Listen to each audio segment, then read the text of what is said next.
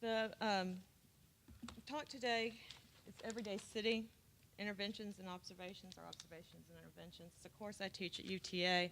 It's evolved over the past 12 years of teaching. And before I get into the talk and start to show the student work, I kind of want to situate the term everyday and this idea of public space in the city. To read from Margaret Crawford, Everyday Urbanist, she speaks about the everyday. She's quoted as saying, "Every day speaks to this element of ordinary human experience, and itself conveys many complicated meanings. At a common sense level, every day describes the lived experience shared by urban residents, the banal and ordinary routines we know all too well. Commuting, working, relaxing, moving through the city streets and sidewalks, shopping, buying, and eating food, running errands, even in this descriptive incarnation, the everyday city has rarely been the focus of attention for architects or urban designers. Despite the fact that an amazing number of social, spatial, and aesthetic meanings can be found in the repeated activities and conditions that constitute our daily, weekly, and yearly routines. The utterly ordinary reveals a fabric of space and time defined by a complex realm of social practices, a conjuncture of accident, desire, and habit. Henri Lefebvre, sociologist of practice of everyday life, in his essay, Space, Social Product, and Use Value, states, oriented toward the reproduction of the social relations of production, the production of space enacts a logic of homogeneity and a strategy of the repetitive. But this bureaucratic space conflicts with its own results. When space of this nature, occupied, controlled, and oriented toward the reproducible, it soon sees itself surrounded by the non-reproducible. Nature, the site, locality, regional, national, even the world level. He continues his critique of capitalist space. This formal and quantified abstract space negates all differences, those that come from nature, history, as well as those that come from body, ages, sexes, and ethnicities. So the course, I have the students actually go out into the city of DFW area, and I have them actually do photo documentaries of their lived experience, driving, commuting, working, between the spaces, what I would call the spaces of waiting. And through these photo documentaries, the ideas of what I would say public space interventions emerge. Through their photo documentaries, I asked them to find the extraordinary and the ordinary, to find moments of opportunity or embedded potential in these overlooked spaces. Spaces that in the everyday city could be at the scale of infrastructure to the scale of the event. What I would call even pragmatic interventions to the more utopian visions. These are images from a temporary intervention in Paris. It was coordinated by the city and a set designer. It's called Paris Plage, where they actually have an urban beach in the city of Paris for about 6 weeks. So in terms of case study analysis, the students look at, infrastructural scale in terms of maybe the High Line or Governor's Island to the scale of more temporary interventions, such as these works by Rebar in San Francisco. They're kind of tongue-in-cheek, appropriating this parking space to create a moment of refuge in a sea of asphalt in the city. And then they've also looked at guerrilla gardening. Guerrilla gardening is when people go out and just appropriate, again, these kind of vacant spots in the city and just plant plants. Sometimes they get arrested, sometimes they leave them alone. To Lucy Orta, artist, she actually goes out into the city and organizes the public space into a meal for hundreds of people in these, in London. She's done it in Bolzano and in Utrecht. And to get into the student work, the image a day, these are some examples of their photographs that they take of the city. Once they take an image a day, I ask them to create a kind of photo montage that begins to articulate a certain site that they want to focus on. So they're capturing, these kind of ephemeral moments, from the shadow of a tree on the sidewalk to kids playing in the street, and seeing how urban space and public space is used, and then also seeing how it's not used and not occupied and vacant. And so these are some of the photo montages they come up with. Obviously, a lot of these photographs are from the car, especially in DFW area. And then, you know, looking at how the sites, through this photo montage, it starts to kind of have a filmic occupation of space. And you can see as these, through the representations of the photo montages, they become very attenuated and more subjective in terms of how someone might remember a space. It's not just a perfect image, but they kind of exacerbate the image, similar to Andreas Gursky's manipulated images, where he just repeats and repeats, repeats. They're trying to have an overlay of subjectivity into these images. Then we move into the interventions, where the sites, after they do their photo documentations and their videos, they actually propose interventions. And just to talk about derelict sites, Morales, Ignacio de Sola Morales, speaks of the paradoxical beauty of leftover spaces in the city in his article, Trou en Vogue.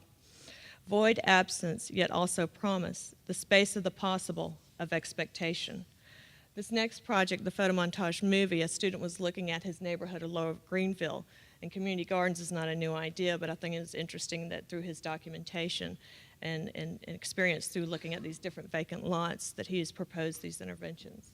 I want to play this video that he made based on his own research and analysis. He did.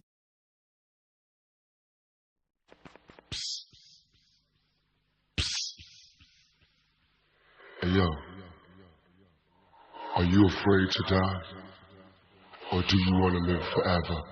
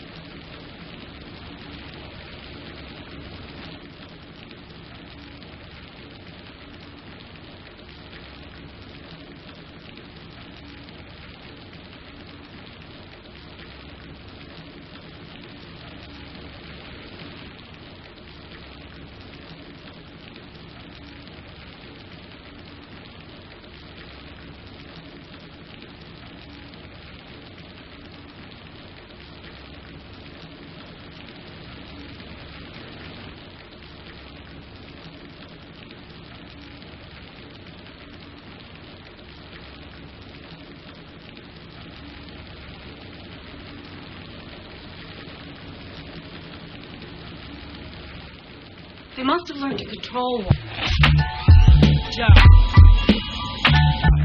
I mean, at a molecular level. You know, they can plasticize it, they can polymerize it, do whatever they want to do with it. They can put it under intelligent control. Maybe their whole technology is based on it. What? Controlling water.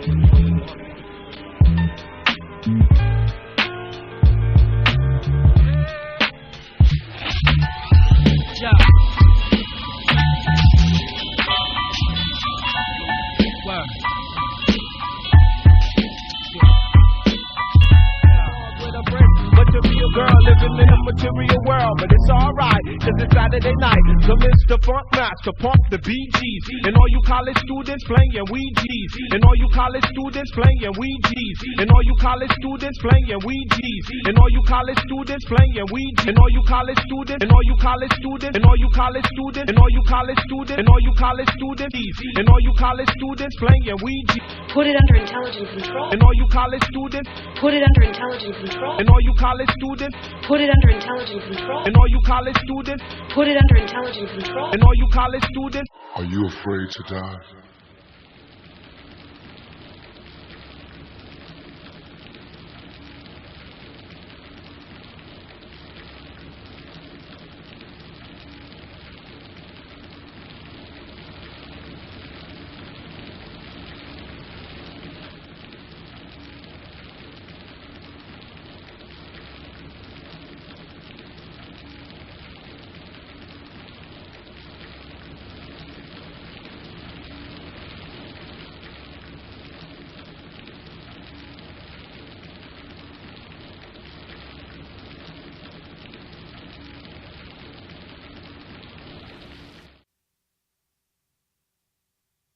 So these were some of the sites he was looking at in Lower Greenville, and you saw some of the images earlier through the movie. And so these are some before and after photo montages. Very simple idea has been done, but he actually did the research to make a case for his proposal. This next is also looking at garden or flower garden, more of a situationist garden in a vacant lots in Arlington. The student came up with a strategy called a situationist kind of strategy because she came up with this idea of giving seed bags out, and then the people, there was no kind of planned grid or planned plots. They would just drop the seeds and they would have unexpected results over time. So looking at native flowers and how this space would transform temporarily into a flower garden. Again, you know, going to developers or landowners and saying, hey, can we do this to your vacant lot? This is what she's proposed. Another residual space or spaces under the highway, some of the students are looking at. One student was very interested in the validity as an art movement in graffiti. Neiman Marcus now has sour grapes in their shop window, so I guess it's become a new trend. Yay!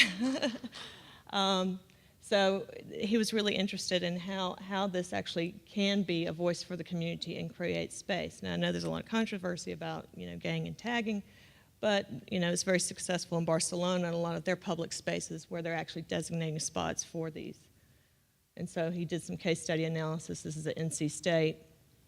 And then his intervention site is located near Oak Cliff under these two bridges and roads near Zang Boulevard. And I like this quote he found: "A challenge to graffiti art is that it is forced upon the public. People have no say in its production. Graffiti is counter with the argument that buildings, billboards, campaign ads, and flyers are also forced on the public in a similar manner." And so these are just some, again, this is a seminar class. It's not an architectural design studio, so these are very schematic kind of, like I said, big idea images. I don't know what happened to my before and after, but you get the idea. That was whitewashed, and now he filled it with graffiti. So he would actually, I mean, this already actually exists in Deep Ellum in a kind of more cute way with the Bark Park. They hired local artists to do some public art and integrate it under the interstate. And I think we have to look at these spaces because they have split up our neighborhoods. So how can we use this as an opportunity to stitch back together these places for the pedestrian as well as the car? The next project, and I'm going to read the statement about these projects from an article I recently wrote called Pop Regionalism. This was a project by a student that was analyzing the day in the life of a bus rider. After his direct observations of the bus rider's daily experiences, a design for a new bus city stop for Dallas was proposed. He observed that many of the bus stops were mostly sign with little shelter. The stops that did provide shelter were generic, reflecting little about the site, the user, or the particular neighborhood in which they were located, simply functioning, responding only to the barest minimum of needs.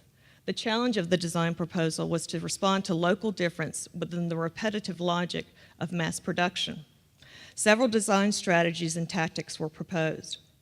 A translucent shell or chassis of the bus stop could be mass-produced, While the printed skins could change, electronic marquees and interactive kiosks could display information ranging from time and temperature to bus routes to local social and cultural events, and integrated planters containing various floras that may also change depending on locale or seasons. The different skins could be images of local emerging artists' works or bands, to local sports teams and events, to images of the seasonal fruits and vegetables available at the local market. Instead of plastering the bus stops with advertising, the proposal was to provide an identity through information and communication about the neighborhood in which the bus stops were located. The translucent shell could also be lit from within. I don't know why these aren't coming up. I think the image is too big. The translucent shell could be lit from within, again, providing safety, but at the same time, an iconic locatable lantern for the different sites within the city.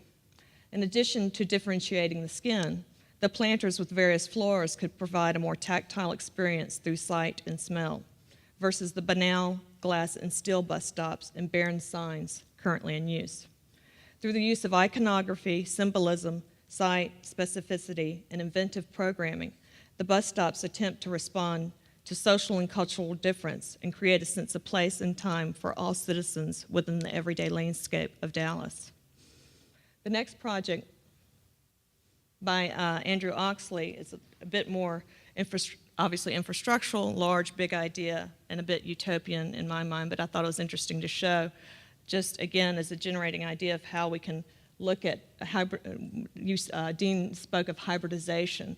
He was looking at the suburban landscape, and I'll show this image of how these separate entities, the power lines, the billboards, and obviously neighborhoods right next to the highway and the sound from the highway, could he look at a system that had different components from rails to trails, interventions to maybe creating more of an urban edge in suburban gated community conditions. So looking at bike lanes, walking lanes, structure itself, shelter, signage integrated with sound absorption. And so these are some images of the proposal. Again, very conceptual idea for the seminar. I'm missing my images. Oh well. This photo montage, I can explain it to you, is the skyline of Dallas, and superimposed on the skyline of Dallas are barbed wire, razor wire fences. She was actually looking at the surrounding neighborhoods of Fair Park in South Dallas and was seeing clearly through her photo documentation a day the clear kind of ghettization of these neighborhoods and the disinvestment that's happening around this cultural institution. And Fair Park has this history of art and culture. So therefore, she was thinking about appropriating these existing fences and how can those fences become a boundary of expression and appropriation by the community versus keeping people out. So this is a before and after photo montage of, again, a kind of what I would call a more tactical intervention. This next movie, I just want to turn the sound down. This was by Amy Vicente. She was looking at what I would say a beautiful documentary, discovering and observing how people appropriate public space for refuge, socialization, solicitation, and inhabitation.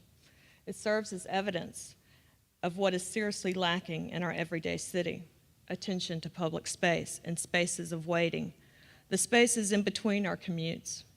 There's no reason why these spaces have to be so banal, undesigned, overlooked, and at times over-designed to prevent occupation. The following project is one of several that I've written about that actually begin, in my mind, merge art, design, and the everyday in what I've termed infrastructure as public art. And I'm just going to let this run. It's got a couple more seconds. Oh, sorry.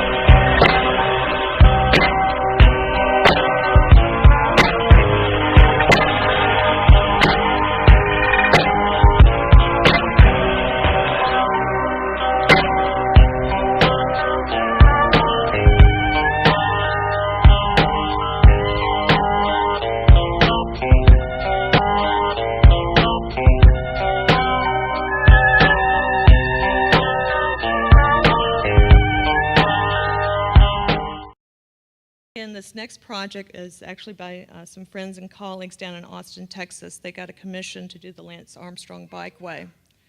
What I like about this project, again, is what I term infrastructure as public art. And I'll read from the article I recently wrote about this project. Next Design Collaborative is an infrastructural project that is both popular and regional in its use of iconography, local history, symbolism, site specificity, and inventive program, allowing various social and cultural interpretations, appropriations, and inhabitations. Next project states that the project's larger agenda is to contribute back to the public realm and to design the series of elements or components in a way that it can be added to incrementally, depending on available sites, their specificities, program, and of course, economics. The budget for this whole project was $55,000, by the way. In this way, the project is both tactical and strategic. It operates based on time and constraints. This is part of their reclamation. They actually took the recycled stop signs from Austin and appropriated them into the design. In this way, the project is both tactical and strategic. It operates both on time and constraints, but still does not lose its overall infrastructural identity through its repetitive elements. The proposal, located in Austin, Texas, again with the budget within $55,000, questions the scope of a given program by creating a hybrid between needs and desires through a series of multiple interventions. This is achieved through expanding and interrogating the program as an integrated public art and popularizing alternative modes of transportation for the entire community. Instead of simply a bikeway for one type of user, this variation is achieved through design-built structures adapting to difference, and yet maintaining an iconic repetitive logic in detail, material, and color. The repetitive and yet differentiated steel-ribbed structure may be a bike rack at one moment, a bench in another, or even an inhabitable public art sculpture a la Claes Oldenburg. In addition, the metal for the bikeway markers are laser-cut reclaimed aluminum from the city's Austin's bus stop signs, thus again creating a sense of locality, although subtle and hidden. Through painting all the structures and selective ground surfaces a bright yellow, a symbolic nod to Lance Armstrong's Live Strong bracelet is made. Even the slinky-like geometry of the bikeway structures is an iconic abstraction of one of the most popular objects worn today. These inclusive practices of differentiation, reclamation, and reinvention are conscious choices made by the designers, improvisational moves brought about by multiple constraints and their own design values. Now, I know I have no more time, but I did want to take 2 minutes just to go over a response to this. Is that okay or no? Okay. The 3 points from the creative time report, I think merging art, the collaboration between artists and architects. This is a project by Smith, Mullen, Hawkinson Architects where they collaborated with Barbara Kruger to create an outdoor public theater. And I think it's an amazing kind of merger between architecture and art. I think the MoMA PS1 program is another program that we could look at in terms of engaging artists and architects. They have annual competitions where they actually, and you were part of this program, appropriate this public space in an interesting way. Art Austin Alliance, they have these temporary outdoor gallery competitions. Again, how does the architect rely on new modes of fabrication, and also how do you begin to put in different types of art? Storefront for Art and Architecture. The building literally opens up onto the street, and they also engage ideas of public space in the city through their events. Thematic open calls. I put this in here because I feel like some of the museums here in Dallas could have more of a thematic open call versus just about media, and also about relative issues or relevant issues. I just want to close with several of these slides. I just moved to the Cedars in Dallas. This is an extraordinary event. Again, it was a temporary light, sound, video installation. They took over the park for one night, and it was organized by Shane Pennington and Joshua King. I think, again, these kind of events in these public spaces, there could be more of them in Dallas. community gardens. We talked about taking vacant lots. My neighbor, Albert Sherbarth, negotiated with a vacant lot owner to do this community garden. And then I found this article recently, and I think this is very interesting, of how the museum is appropriating the space of the street and looking to alternative modes of representation. And so with that, I'll end, and this is my front porch, which I think is, for me, the best key to community engagement. No, Brent Brown would love my front porch, so I put that in there for you. So, thank you.